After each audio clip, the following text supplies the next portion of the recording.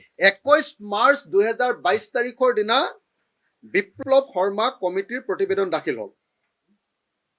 কালিহে বিধানসভাত এখন উত্থাপন কৰিলে।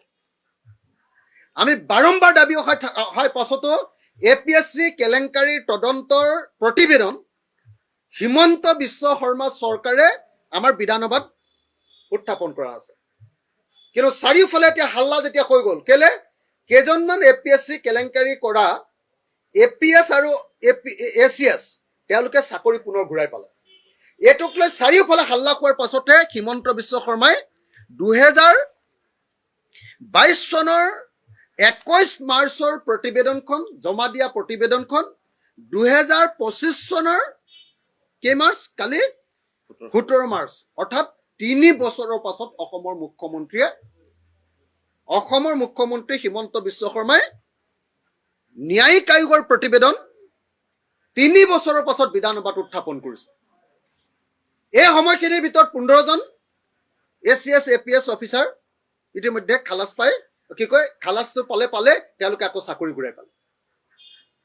এতিয়া সেইকাৰণে এই গোটেই ঘটনাটোৰ পৰা প্ৰমাণ কৰে যে বিজেপি চৰকাৰে বিশেষকৈ হিমন্ত বিশ্ব শৰ্মাই এই APSC কেলেংকাৰীটো লুকুৱাবৰ কাৰণে তদন্তৰ প্ৰতিবেদনখন লুকুৱাই ৰাখিছিলে আৰু তেওঁ অপৰাধীবিলাকক ৰক্ষণাবেক্ষণ দিয়াৰ কামত নিয়োজিত আছিল। 21 মাৰ্চ 2022 তাৰিখৰ দিনা বিপ্লৱ শৰ্মা কমিটিৰ প্ৰতিবেদন দাখিল হ'ল।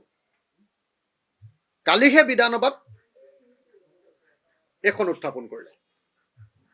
আমি বাৰম্বাৰ দাবী অহাৰ পাছতো APSC কেলেংকাৰীৰ তদন্তৰ প্ৰতিবেদন হিমন্ত বিশ্ব শৰ্মা চৰকাৰে আমাৰ বিধানসভাত উত্থাপন কৰা আছে।